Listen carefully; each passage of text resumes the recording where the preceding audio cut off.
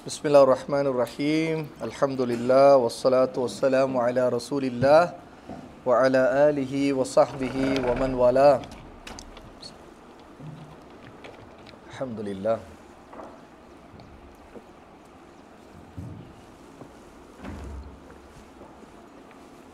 Alhamdulillah.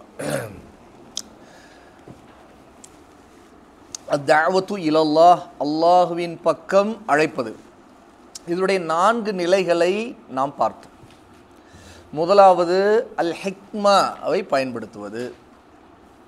அல் ஹிக்மா ரசூலுல்லாஹி ஸல்லல்லாஹு அலைஹி வஸல்லம் உடைய சுன்னா, அவங்களுடைய வழிமுறை. அல்லாஹ்வின் பக்கம் மக்களை அழைக்கும்போது ரசூலுல்லாஹ் எப்படி ஹிக்மத்தோடு, ஹிக்மத்னா ஞானத்தோடு அவர்கள் பயன்படுத்திய அந்த வழிமுறைகளை நாம் கடைபிடிக்கணும்.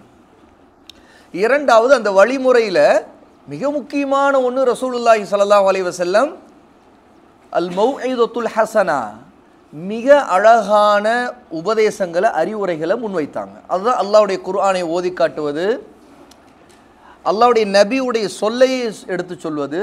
இதன் மூலமாக அல்லாஹ்வின் பக்கம் மக்களை அழைக்க வேண்டும். 2. மூன்றாவது நிலை, இந்த 2 நிலையும் வெற்றி அடையல,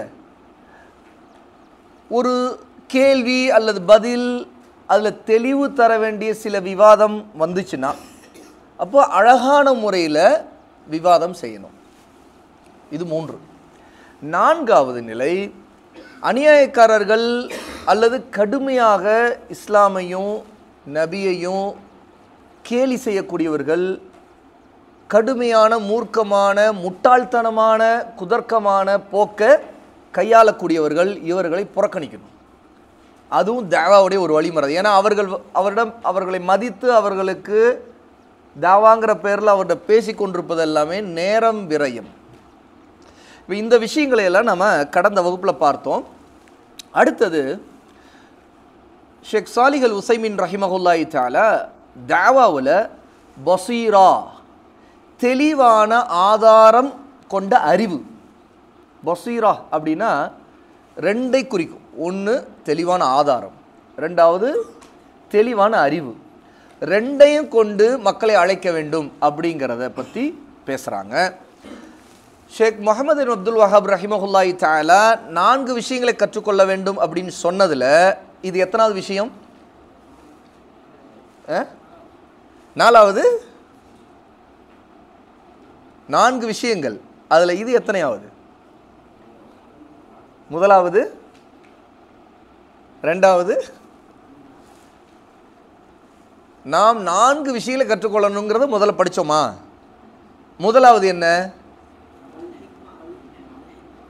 குழப்பி கொண்டீங்க நீங்கள்.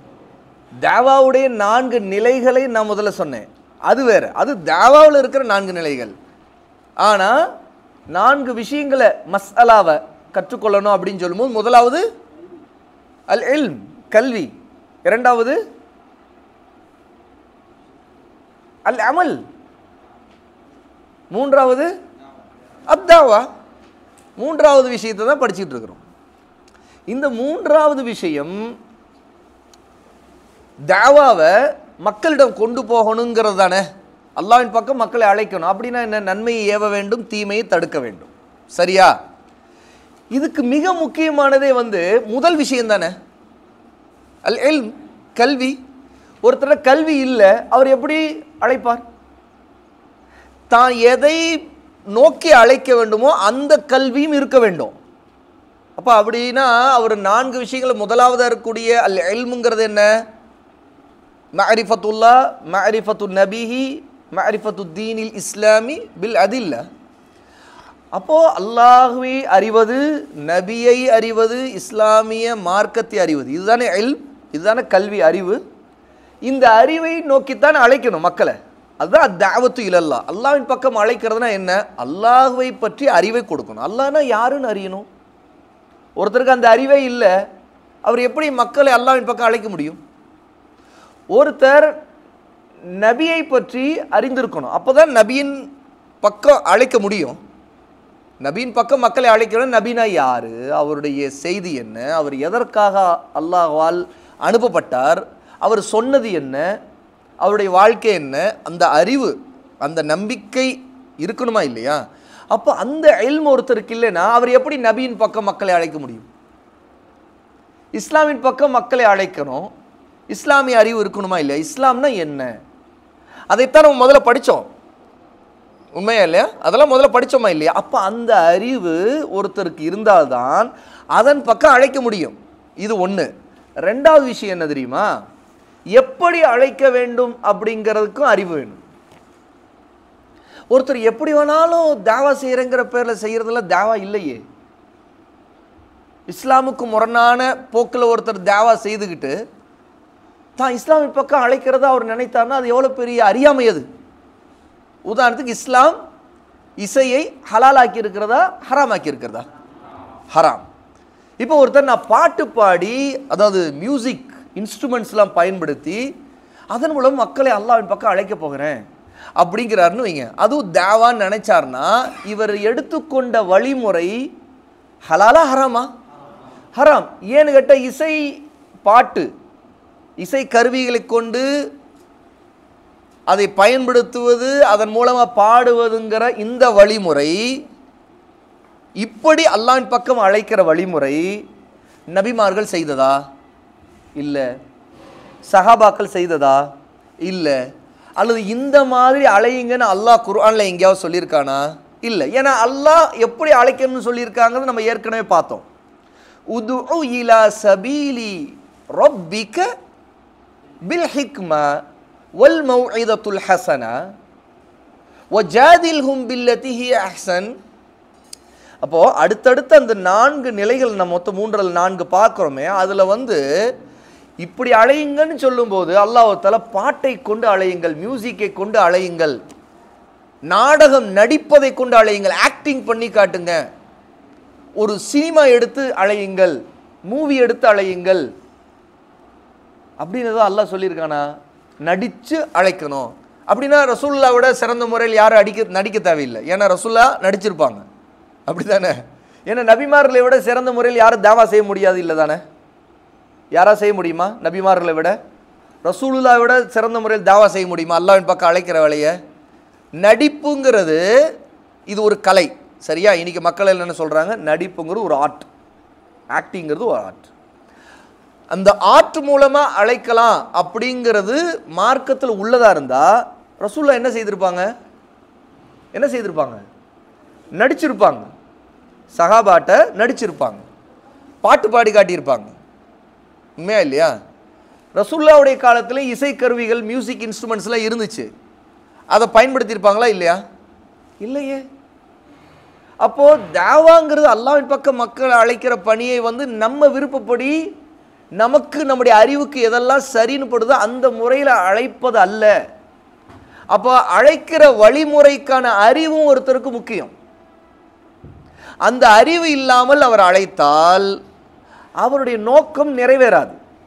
இன்னும் சொல்ல போனால் மார்க்கத்துக்கு முரணான ஒரு காரியத்தை செய்துக்கிட்டு அவர் மார்க்கத்தை நான் சொல்லுகிறேன்கிறது எடுத்து வைக்கிறது இருக்க, அது மார்க்கத்திற்கு இழிவை ஏற்படுத்துறது, மார்க்கத்தை தவறான முறையில் பிரச்சாரம் செய்கிறது. அப்போ ஒருத்தர் இப்படி தாவா செய்யலாம் நினைக்கிறாருன்னா அப்போ மியூசிக் இன்ஸ்ட்ருமெண்ட்ஸ் எல்லாம் ஹலால்னு மக்கள் நினைக்க அவர் வைக்கிறார். அவர் வாய் திறந்து சொல்லாட்டி கூட மக்கள் என்ன நினைப்பாங்க? மியூசிக் இன்ஸ்ட்ருமெண்ட்ஸ்லாம் ஹலால் தான், அது தப்பு இல்லையே, எவ்வளோ ஆலிம்களே மியூசிக் இன்ஸ்ட்ருமெண்ட்ஸில் பாட்டெல்லாம் பாடுறாங்களே, ஒருத்தர் சூப்பராக ஆக்டிங்லாம் பண்ணுவார் அப்படின்னு நினச்சாங்கன்னா என்ன ஆகுது? அப்போ அதை எல்லாத்தையும் மக்கள் என்ன நினைப்பாங்க? இதுவும் மார்க்கத்தில் உள்ளது தான், இதுவும் நபி சொன்னது தான் அப்படின்னு நினைக்க ஆரம்பிச்சிருவாங்க. அப்போ இந்த விஷயம் ரொம்ப தெளிவாக இருக்கணும். என்னென்னா பசீரா, தெளிவான ஆதாரத்தின் அடிப்படையில் தான் நாம் மார்க்க பணிகளை செய்யணும், நன்மையை ஏவணும், தீமையை தடுக்கணும். அத்தாவத்து இலல்லா, அல்லாஹ்வின் பக்கம் மக்களை அழைக்கின்ற இந்த பணிங்கிறது பசீராவோடு இருக்க வேண்டும். இந்த அடிப்படையை எப்படி இங்கே நாம் எந்த ஆதாரத்தின் அடிப்படையில் தெரிந்து கொள்கிறோம்? அதுவும் விஷயம். ஏன்னா பசீராவின் அடிப்படையில், அதாவது தெளிவான ஆதாரத்தோடு உள்ள அறிவின் அடிப்படையில் அல்லாஹ்வின் பக்கம் மக்களை அழைக்கணும்னு சொல்கிறீங்க, அதுக்கு என்ன ஆதாரம்? அதுவும் தெரியணுமா இல்லையா? இப்போ நான் உங்களுக்கு எடுத்து சொல்கிறேன், இதை விளக்கிக்கிட்டு இருக்கேன். இப்போ இப்படிலாம் அழைக்கக்கூடாதுன்னு சில உதாரணங்களை சொல்கிறேன். அழைக்கிறது ஆதாரம், தெளிவான ஆதாரம், பசீராவோடு அழைக்க வேண்டும் சொல்கிறேன் அப்படின்னா அடுத்த கேள்வி என்னன்னா, சரி இதுக்கு என்ன ஆதாரம் அப்படிங்கிறது ஒரு சரியான கேள்வி தானே. ஆகவே தான் இங்கே நம்ம படிக்க வேண்டும், அழைப்பு பணி ஆதாரத்துடனும் முழு தெளிவுடனும் அமைய வேண்டும் என்பதற்காக இறை மார்க்கத்தை, அதாவது அல்லாஹ்வின் மார்க்கத்தை பற்றி அறிந்திருப்பது அவசியம். முதல் விஷயம் இல்மு இருக்கணும், அதை முதல்ல பார்த்துட்டோம். அல்லாஹ் கூறுகிறான், قُلْ هَذِهِ سَبِيلِي أَدْعُو إِلَى اللَّهِ عَلَى بَصِيرَةٍ أَنَا وَمَنِ اتَّبَعَنِي وَسُبْحَانَ اللَّهِ وَمَا أَنَا مِنَ الْمُشْرِكِينَ. சூரா யூசுப் 12வது சூராவுடைய 108வது ஆயா. அல்லாஹ் நபியை சொல்லும்படி இந்த ஆயத்தில் கட்டளையிடுறான். குல், நபியே சொல்லுங்கள், எல்லாருக்கும் சொல்லணும். ஹாதிஹி சபீலி, இதுதான் என்னுடைய பாதை. இங்க அல்லாஹ் நபிக்கு சொல்லி இதுதான் என்னுடைய பாதைன்னு சொல்லுங்கன்னு சொல்றான்னா, அப்ப அந்த பாதை யாருடைய பாதையா இருக்கும்? அல்லாஹ்வுடைய பாதை. இப்போ இதற்கு முன்னாடி உதுஉ இலா சபீலி ரப்பிக்க அப்படின்னு அல்லாஹ் சொன்னான் இல்லையா? அந்த ஆயத்தை படித்தோம். சூரா நஹலுடைய 16வது சூராவின் 125வது ஆயத். இதற்கு முன்னாடி நம்ம முந்தைய அமர்வுல படித்தது. அந்த ஆயத்தில் கவனிங்க, உதுஉ இலா சபீலி ரப்பிக்க. அந்த ஆயத்துக்கு அர்த்தம் என்ன? உதுஉ, அழையுங்கள், இலா சபீலி ரப்பிக், உங்களுடைய இறைவனின் பாதையின் பக்கம் அழையுங்கள். இது யாருக்கு அல்லாஹ் இடுகிற கட்டளை? நபிக்கு. அது நேரடியாக சபீலி ரப்பிக்க. இது முன்னிலையா? முன்னிலைனா செகண்ட் பர்சனா? சொல்லுபவன் யாரு? அல்லாஹ். யாருக்கு சொல்லுகிறான்? சபீலி ரப்பிக்க. ரப்பிக்கன உனது இறைவன் அப்படின்னு அல்லாஹ் சொல்றான். உனது இறைவன் சொல்வது உனதுன்னு ஒருத்தரை நோக்கி அல்லாஹ் சொல்றா. இந்த வார்த்தை பிரயோகம் இருக்குல்ல, ஏன்னா அரபியை பொறுத்த வரைக்கும் நமக்கு தெரியும், ரப்பிக்க அப்படின்னு, ரப்புக்க அப்படின்னு சொன்னா உனது இறைவன், ரப்புக்குமா உங்கள் 2 பேரின் இறைவன், ரப்புக்கும் உங்களில் பலரின் இறைவன். அப்போ 2 பேருக்கு மேலே போனால் பலரையும் நோக்கி சொல்லப்படுறதா ஆகிடும். 2 பேருக்கு தனியாக சொல்லப்படுவதற்கு வார்த்தை இருக்கு, ரப்புக்குமா உங்கள் 2 பேரின் இறைவன். ரப்புக்க அப்படின்னா உனது இறைவன் சொல்லிட்டு அப்போ அங்கே ஒருத்தரை தானே சொல்லப்படுது. இது நேரடியாக இந்த ஆயா அல்லாஹு தஆலா நபியை நோக்கி சொல்றது. அப்போ உதுஉ இலா சபீலி ரப்பிக்க, உனது இறைவனின் பக்கம் அழையுங்கள் அப்படின்னு ஒரு கட்டளை இட்டான். சரியா? இப்போ அல்லாஹ் அந்த இடத்துல சபீல், பாதை அப்படின்னு சொல்லும்போது சபீலி ரப்பிக்க, இலா இலா சபீலி ரப்பிக்க, சபீல் அப்படிங்கிறது பாதை, உனது இறைவனின் பாதை அப்படின்னு நபிக்கு சொல்லிட்டான். சரியா? இது அப்படின்னு ஞாபகத்தில் வச்சுங்க. இப்போ அடுத்து இந்த ஆயத்தில் கவனிங்க, சூரா யூசுஃபுடைய இப்போ நம்ம படித்த ஆயா. இதில் பார்த்தா குல் ஹாதிஹி சபீலி, இதுவே எனது பாதை. அப்போ எனது பாதைன்ட்டு ரசூலுல்லாஹ் இப்போ மக்கள்கிட்ட சொல்கிறாங்க.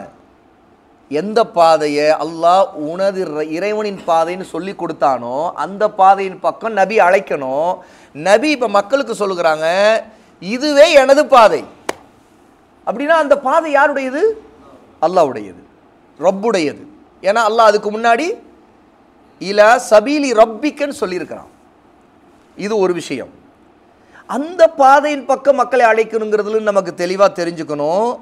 நாம் அழைக்கிற பாதை நம்முடைய பாதை அல்ல, நபியின் பாதையாக இருக்கணும். அந்த நபியின் பாதையும் உண்மையிலே நபி தன்னுடைய சொந்தமாக உருவாக்கி கொண்ட பாதை அல்ல. யாருடைய பாதை அது? அல்லாஹ்வின் பாதை. அல்லாஹ்வின் பாதையின் பக்கம் நாம் அழைக்கும் போது நபியின் வழிமுறைப்படி, நபி எந்த வழிமுறையில் எந்த பாதையில் அழைத்தாரோ அதே பாதையில் தான் நம்ம அழைக்கணும். அதுதான் உண்மையிலேயே அழைக்கிறதுல அல்லாஹ்வின் பக்கம் அழைக்கிறது. ஓகே, சரி, இதை எப்படி வேணா அழைக்கலாமா? இல்லை. பாருங்க, நபி ஸல்லல்லாஹு அலைஹி வஸல்லம் சொல்றான், அல்லாஹ் அதுஉ இலல்லாஹ், நான் அல்லாஹ்வின் பக்கம் அழைக்கிறேன். அதுஉ இலல்லாஹ், நான் அல்லாஹ்வின் பக்கம் அழைக்கிறேன். அதுதான், அதைத்தான் நம்ம அத்தஅவத்து இலல்லாஹ்னு சொல்றோம், அல்லாஹ்வின் பக்கம் அழைத்தல்ங்கிறோம். எப்படி அழைக்கிறேன்? அலா பசீரா.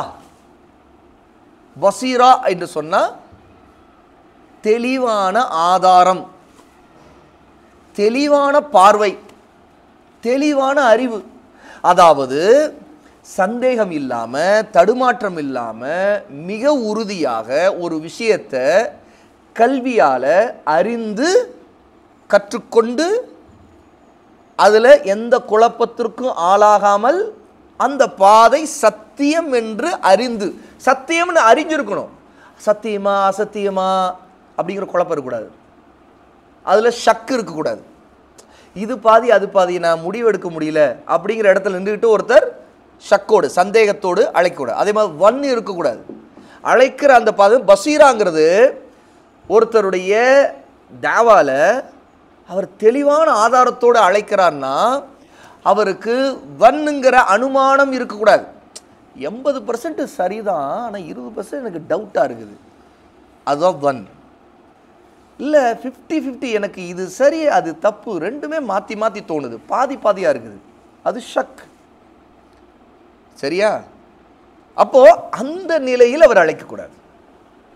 அழைக்கும் போது அவருக்கு நல்ல இல்ம், அதை பற்றிய அறிவு தெளிவாக இருக்கணும். அந்த குறிப்பிட்ட அவர் எதை பற்றி பேசுகிறாரோ அதை பற்றி தெளிவான அறிவு, உறுதி, யக்கீன் இருக்கணும். யக்கீனா உறுதிப்பாடு. அதுதான் என்ன அல் இல்ம். அல் இல்ம் என்பது நம்ம ஏற்கனவே இல்முடைய வகைகளை, அறிவை அறிதல், அதனுடைய 6 நிலைகளை பற்றி நம்ம படித்தோம். அல் இல்மு, அல் ஜஹ்லுல் பசீத், அல் ஜஹ்லுல் முரக்கப், அப்புறம் அல் வஹ்மு, அதுக்கடுத்து அஷக்கு, அவ்வன். இந்த 6 நிலைகள் இருக்குது இல்லையா, அதில் முதல் நிலை தான் அல் இல்ம், அதுதான் அல் பசீரா. ஏன்னா அதுதான் தெளிவான ஆதாரத்தோடு ஒன்றை குறித்து முழுமையாக அறிந்து கொண்டு உறுதியோடு சந்தேகம் இல்லாமல் யக்கீனோடு அழைப்பது, அதுதான் அல் பசீரா. அப்போ அல்லாஹ் தஆலா நபிக்கு சொல்லும்படி சொல்லி கொடுக்குறான், அதுஉ இலல்லாஹி அலா பசீரா, நான் அல்லாஹ்வின் பக்கம் தெளிவான ஆதாரத்தின் மீது அழைக்கிறேன். அன, நான், அதுதான் இங்க அன, வமனித்தபஅனி, நானும் என்னை பின்பற்றுகிறவர்களும். அப்போ இதிலிருந்து யாரை இங்கே குறிக்குது? பின்பற்றுகிறவர்கள்னா முதலில் நபித்தோழர்களை குறிக்குது. ரசூலுல்லாஹி ஸல்லல்லாஹு அலைஹி வஸல்லம் மக்களிடம் சொல்லும்போது நானும் என்னை பின்பற்றுகிறவர்கள் சொல்கிறத கொண்டு தன்னுடைய தோழர்களை இணைத்து கொண்டு சொல்ல வேண்டும் என்கிறது அல்லாஹ்வுடைய கட்டளை. ஆகவே குல், சொல்லுங்கள்னு சொல்லும்போது அல்லாஹ் தஆலா நபிக்கு நான் அழைக்கிறேன்கிறதோட நிறுத்திக்கொள்ள சொல்லலை, நானும் என்னை பின்பற்றுகிறவர்களும். இந்த தெளிவான ஆதாரம், அந்த தெளிவான ஆதாரம் அல் குர்ஆனு அஸ் சுன்னா, அல் கிதாபு அஸ் சுன்னா. அப்போ தெளிவான ஆதாரம்ங்கிறது குர்ஆனுடைய ஆதாரம், நபியின் வழிமுறையில் இருக்கக்கூடிய சுன்னாவின் ஆதாரம். அதைத்தான் சஹாபா பின்பற்றினார். ஒமனித்தபஅனி, என்னை பின்பற்றுகிறவர்களும் அப்படித்தான் அழைக்கிறோம். வசுபஹானல்லாஹி, எல்லா கலங்கங்கள் குறைகள் அனைத்தையும் விட்டு அல்லாஹ் மிக பரிசுத்தமானவன். இதுதான் தௌஹீத். பாருங்க, தாவாவில் எதை முன்னிலைப்படுத்தணும் தெரியுமா? ரசூலுல்லாஹி ஸல்லல்லாஹு அலைஹி வஸல்லம் இந்த பேச்சை கூட ரசூலுல்லாஹ்வுக்கு அல்லாஹ் சொல்லிக் கொடுக்கும்போது நானும் என்னை பின்பற்றுகிறவர்களும் தெளிவான ஆதாரத்தோடு தெளிவான பார்வையோடு அழைக்கிறோம் அப்படிங்கிறத சொல்லும்போது உடனே அல்லாஹ்வை புகழும் விதமா, அல்லாஹ்வை பரிசுத்தப்படுத்தும் விதமா வசுபஹானல்லாஹ், எல்லா குறைகளை விட்டும் பரிசுத்தம் நிறைந்தவனாகியவன் அல்லாஹ். வமா அன மினல் முஷ்ரிகீன், நான் அல்லாஹ்வுக்கு இணை வைக்கின்ற முஷ்ரிக்குகளில் இல்லை, அவர்களோடு சேர்ந்திருக்கவில்லை, அவர்களோடு சேரவும் மாட்டேன் அப்படின்னு சொல்கிறான். அப்போ இதிலிருந்து நமக்கு தெரியுது தாவாவுக்கு பசீரா கட்டாயம். அதுதான் நபியிடமிருந்து நம்ம கற்றுக்கொள்கிறது. அப்படிதான் நபித்தோழர்கள் கற்றுக்கொண்டாங்க. அப்போ நம்ம விருப்பப்படி நம்ம என்ன போக்குப்படியெல்லாம் தாவாவை செய்ய முடியாது. ஷேக் சாலிஹ் அல் உஸைமின் ரஹிமஹுல்லாஹ் என்ன குறிப்பிட்றாங்கன்னா, தெளிவான ஞானம், தெளிவான ஆதாரம். பசீரா என்பது, இப்போ கவனிங்க, ஒரு தாயி, அழைப்பாளர், அல்லாஹ்வின் பக்கம் அழைக்கின்றவர், மார்க்க சட்டங்களையும் அழைப்பு பணியின் வழிமுறைகளையும் அழைக்கப்படுபவரின் நிலையையும் தெரிந்திருப்பதாகும். 3 விஷயம் பசீராவில் என்னென்ன அடங்கும் பாருங்க. முதலாவது, மார்க்க சட்டம் தெரிஞ்சிருக்கணும். எதை பற்றி பேசினா அதோட சட்டம் தெரிஞ்சிருக்கணும், ஹுக்கும். 2வது, அழைப்பு பணி தாவாவுடைய முறைகள் தெரிஞ்சிருக்கணும். அதனுடைய மன்ஹஜ், அதனுடைய வழிமுறை, அதனுடைய ஒழுக்கங்கள் அதெல்லாம் அடங்கும். மூன்றாவது அழைக்கப்படுவோரின் நிலை, மதுஉ அழைக்கப்படுகிறோம். யாருக்கு நீங்கள் தாவா கொடுக்குறீங்க, யாருக்கு எடுத்து சொல்கிறீங்க? ஒரு கூட்டத்துக்கு சொல்கிறீங்களா, இல்லை ஒரு தனிநபருக்கு சொல்கிறீங்களா, ஒரு காஃபிருக்கு சொல்கிறீங்களா, ஒரு முஸ்லீமுக்கு சொல்கிறீங்களா? ஏன்னா தாவா எல்லாருக்கும் செய்யலாம்.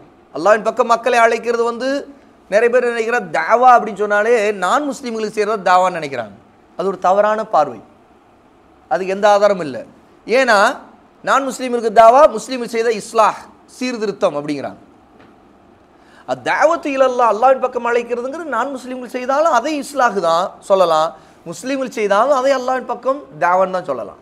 ஏன்னா ரெண்டு வார்த்தையும் அத்தாவா அல் இஸ்லாஹ் அப்படிங்கிற அந்த ரெண்டு வார்த்தையும் முஸ்லீம்கள் முஸ்லீம் அல்லாத ரெண்டு சாராருக்கும் பயன்படுத்தப்பட்டிருக்கு குர்ஆன்ல. அதனால முஸ்லீம்களுக்கு அழைத்தால் அதை வந்து தாவான்னு சொல்லக்கூடாது, நான் முஸ்லீம்களை அழைத்தால் அது இஸ்லாம்னு சொல்லக்கூடாது. இல்லை, நான் முஸ்லீம்கள் இஸ்லாஹ் செய்ய வேண்டியது. ஏன்னா தாவாவை கொண்டு தான் இஸ்லாம் நடக்கும். இஸ்லாம்னா என்ன? சீர்திருத்தம் செய்வது. அப்போ நம்ம மக்களுக்கு முஸ்லீம்களுக்கு ஒருத்தர் ஒரு பயான் பண்றாருன்னா அதுவும் தாவா தான். ஒரு வகுப்பு நடத்தினா அதுவும் தாவா தான். அதே மாதிரி ஒருத்தர் முஸ்லீம் அல்லாதவர்களுக்கு பயான் பண்றார், மக்களுக்கு எடுத்து சொல்றார், அல்லாஹ்வின் பக்கம் அழைக்கிறார், அதுவும் இஸ்லாஹ் தான், அவங்களை சீர்திருத்துறார். அப்போ அழைக்கப்படுகிறவர் இருக்கிறார்களே அவரை அரபியில மதுஉ என்று சொல்லப்படுது. மதுஉ என்றால் யாருக்கு தாவா கொடுக்கிறோமோ அழைக்கப்படுகிறதோ அவர்தான் மதுஉ. அத்தாஇ அல் மதுஉ ரெண்டு பேர் இருக்கிறாங்க. அத்தாஇ அழைக்கிறவர், அல் மதுஉ அழைக்கப்படுகிறவர். யாருக்கு தாவா செய்யப்படுகிறதோ அவரைத்தான் மதுஉ என்று சொல்லப்படும். அவருடைய ஹாலத், அவருடைய நிலைமை என்ன, கண்டிஷன், இதையும் தெரிஞ்சுக்கணும். அதை பற்றியெல்லாம் பொருட்படுத்தாம நான் பேசுகிறேன் கேட்டுக்கிட்டே இரு அப்படின்னு சொல்லி பேச முடியாது. அவருக்கு என்ன அவசியம், அவருடைய நிலை என்ன, அவர் வந்து என்ன கொள்கையில் இருக்கிறார் அதையும் தெரிஞ்சுக்கணும். ஒருத்தர் நாத்திகர், அல்லாஹ் என்பவன் இல்லை, கடவுள் என்பவன் இல்லை அப்படின்னு நம்புறவராக இருக்கார். அவரிடம் வந்து நாம் வணக்கங்கள் இறைவனுக்கு செய்யப்படணும், மற்றது எதையும் வணங்கக்கூடாது நாம் அப்படிங்கிறத பேசுறது முதல்ல இல்லை. ஏன்னா அவர் தான் எதையுமே வணங்கக்கூடாதுங்கிற கொள்கையில் இருக்கிறார். நீங்கள் மற்றதெல்லாம் வணங்காதீங்க அப்படின்னு சொல்கிறது அவருக்கு தேவையா? நீங்கள் சிலைகளை வணங்கக்கூடாதுங்க, நீங்கள் ஜீசஸ் இயேசுவை வணங்கக்கூடாதுங்க அப்படின்னு அவருக்கு சொல்ல தேவையில்லை. ஏன்னா அவர் வணங்குறதே இல்லை, அவர் சிலைகளை வணங்க மாட்டார், அவர் ஜீசஸை வணங்க மாட்டார். சூரியனை வணங்கக்கூடாதுங்க, மாட்டை வணங்கக்கூடாதுங்க, பாம்பை வணங்கக்கூடாதுங்க அப்படின்னு அவருக்கு சொல்ல வேண்டியது இருக்கா? அவர் வணங்குறாரா? இல்லையே. ஏன்னா அவரை பொறுத்தவரை கடவுள் ஒருத்தனை இல்லைன்னு நம்புறாரு. அதனால அவர் வணக்க வழிபாடுங்கிறத மொத்தமாக மறுத்துட்டார். அதனால எதுக்குமே அவர் வணங்குறது இல்லை, அல்லாஹ் வணங்குறது இல்லை, அவர் சிலையை வணங்குறது இல்லை, அவர் ஜீசஸை வணங்குறது இல்லை, மாட்டை வணங்குறது இல்லை, பாம்பை வணங்குறது இல்லை. அப்படி இருக்கும்போது அவரிடம் வந்து இதை வணங்காதீங்க அதை வணங்காதீங்க சொல்ல தேவையில்லை. ஏன்னா அவருடைய ஹாலத், அவருடைய நிலையை அறியாமல் அப்படி பேசினாதான் அது நம்ம அந்த மாதிரி ஒரு தப்பு நடக்கும். அவர்கிட்ட பேச வேண்டியது என்னன்னா, வானங்கள் பூமி அனைத்தையும் படைத்தவன் ஒருவன் உண்டு, இயக்கிறவன் ஒருவன் உண்டு, அவன் வணங்கப்பட வேண்டும், அவனை வணங்குவதுதான் உண்மையிலே நன்றி, அவன் நம்மை படைத்தது அவனை வணங்கத்தான். ஆகவே நீங்கள் அவன் இல்லை என்று சொல்லுவது மிகப்பெரிய பொய். அப்படிங்கிறதுக்கு அவருக்கு தெளிவை ஏற்படுத்தணும், கொடுக்கணும். அதுக்கு ஆதாரத்தை நிலைநாட்டணும், பசீரா ஆதாரத்தை முன்வைக்கணும். இதே புத்தகத்தில் ஷேக் சாலிஹ் அல் உஸைமீன் ரஹிமஹுல்லாஹி தஆலா தௌஹீதை எடுத்து சொல்லி விளக்குற பகுதி வரும்போது நீங்கள் பார்த்தீங்கன்னா, முதல்ல ருபூபியாவை, அல்லாஹ் தான் அனைத்தையும் படைத்தவன், வளர்க்கிறவன், ஆட்சி புரிகிறவன், நிர்வகிப்பவன், இந்த அடிப்படையை முதல்ல தெளிவாக ஆதாரத்தின் அடிப்படையில் விளக்குவாங்க. ஏன்னா அதுதான் முதல்ல அங்கிருந்து ஆரம்பம். ஏன்னு கேட்டால் ஒரு நாத்திகராக இருந்தாலும் இதை ஏற்றுக்கொள்ளாத வரைக்கும் அவர் வந்து அல்லாஹ் வணங்க போகிறதில்லை. அப்போ அவருக்கு அது தெளிவாக நம்ம ஆதாரத்தை முன் வச்சு தெளிவுபடுத்தணும். அவர் வரட்டுப்பிடிவாதம் மறுக்கிறவராக இருக்கிறான்னு வைங்களேன், கொஞ்சம் விவாதமும் செய்யலாம். ஆனால் அவருடைய நோக்கம் பிடிவாதம் மட்டும்தான் இருந்தது, அவர்கிட்ட நம்ம அவரை புறக்கணிக்கிறது தான். நம்ம ஏற்கனவே பார்த்தோம் இல்லை, தாவாவுடைய 4 நிலை, அதில் 4வது நிலைக்கு அவர் தள்ளப்பட்டுருவார். அதாவது அவரை நம்ம தள்ள வேண்டியது வரும். ஏன்னா நம்ம சொல்லியாச்சு, அவர் ஏற்கனவே தர்க்கம்ங்கிற பேரில் குதர்க்கமாக அவர் மறுக்கிறார், பிடிவாதம் காட்டுறார். அப்போது இங்கே பசீராங்கிறதுல வந்து அழைக்கப்படுகிறவருடைய ஹாலத் என்ன, நிலை என்னங்கிறது அறியப்படுவது முக்கியம். ஒருத்தரை தெரிஞ்சுக்கணும், அவருடைய கொள்கை என்ன, அவருடைய அக்கீதா என்ன, அவர் ஒரு முஸ்லீமா காஃபிரா, அவர் காஃபிரில் எந்த வகையை சேர்ந்தவர், அவர் சிலைகளையும் வணங்குறவரா அல்லது ஈசா அலை இஸ்லாத்தை மட்டும் வணங்குறவரா, அவர் ஒரு கிறிஸ்டியனா, அல்ல ஈசா அலை இஸ்லாம் அவங்கள வணங்கக்கூடிய கிறிஸ்தவர்களே பல வகையினர் இருக்கிறாங்க. சரியா? ஈசா அலை இஸ்லாமையும் வணங்குவாங்க, மரியம் அலை இஸ்லாமையும் வணங்குவாங்க, எல்லாரையும் வணங்குவாங்க. அதாவது கிறிஸ்தவர்களில் மதகுருமார்களாக பிரபலமாக இருந்து இறந்த அவங்க பார்வையில் அவுலியாக்கள் நம்ம கூட செயின்ட்னா அவுலியா தான் அவங்க பார்வையில். அவங்கள்ட்டெல்லாம் பிரார்த்தனை செய்யக்கூடிய கிறிஸ்டியன்கள் இருக்கிறாங்க. ரோமன் கத்தோலிக் அந்த மாதிரி இருக்கிறாங்க. கிறிஸ்தவர்கள் ரோமன் கத்தி அவங்க தான் பெரும்பான்மை கிறிஸ்தவர்கள். புரொட்டஸ்டன்ட்டுங்கிற எதிர்ப்பாளர்கள், அதாவது இதையெல்லாம் எதிர்க்கக்கூடியவங்களும் இருக்கிறாங்க. சிஎஸ்ஐ இந்த மாதிரியே பெந்தோகஸ்தே கேட்டகரியில் உள்ள கிறிஸ்டியன்கள் அவங்க பார்த்தீங்கன்னா அவங்க ஈசா அலை இஸ்லாத்து வஸ்லாமை வணங்குவாங்க. ஆனால் ஒரு காலம் மரியமையோ அல்லது கிறிஸ்தவ மதகுருமார்களை வணங்க மாட்டாங்க. அவங்க இன்னொரு கேட்டகரி இருக்காங்க கிறிஸ்தவர்கள்லேயே, ஜெகோவா விட்னஸ், யெகோவாவின் சாட்சிகள் அப்படின்னு சொல்லி தங்களை சொல்லிக் கொள்றவங்க. அவங்க ஈசா அலை இஸ்லாத்து வஸ்லாமை வணங்கவே மாட்டாங்க. அவங்க ஈசா அலை இஸ்லாத்து வஸ்லாம ஜீசஸ் ஒரு தேவகுமாரன் என்று நம்புவாங்களே தவிர அவரை வணங்கக்கூடாதுன்னு பிரச்சாரம் செய்வாங்க. அதாவது எந்த அளவுக்குன்னா அவங்களுடைய மற்ற கிறிஸ்தவ மக்களிடம் பிரச்சாரம் செய்கிறவங்க. கிறிஸ்தவர்கள் மட்டும் இல்லை, அவங்க முஸ்லீம்கள்ட்டே பிரச்சாரம் செய்கிறவங்க. என்ன? ஜெகோவாவின் விட்னஸ், ஜெகோவா சாட்சிகள். அவங்க ஜெகோவா மட்டும்தான் ஒரே இறைவன், ஜெகோவாவுடைய ஒரு குமாரர் தான், மகன் தான் இயேசு அப்படின்னு நம்புகிறோம். இப்போ ஜெகோவா விட்னஸில் பேசிகிட்டு இருக்கும்போது நாம் அவங்கள்ட்ட ஜீசஸை வணங்கக்கூடாதுங்க அப்படி இப்படி நிறைய அவங்களுக்கு எடுத்து சொல்கிறோம். நீங்கள் அரை மணி நேரம் அதையும் சொல்லிகிட்டு இருக்கோன்னு வைங்க, கடைசியில் அவர் ஒரே பதில் முடிச்சுடுவார், நாங்கள் ஜீசஸை வணங்கக்கூடாதுன்னு நாங்களும் அதை தாங்க சொல்கிறோம் அப்படின்னு. அப்போ நீங்கள் அரை மணி நேரம் ஜீசஸ் வணங்கக்கூடாதுன்னு சொன்னதுக்கு அர்த்தம் இல்லாமல் போச்சு. ஏன்னா அவர் அந்த கொள்கையில் தான் இருக்கார். அவர்கிட்ட எது பேச வேண்டியது இருக்குது?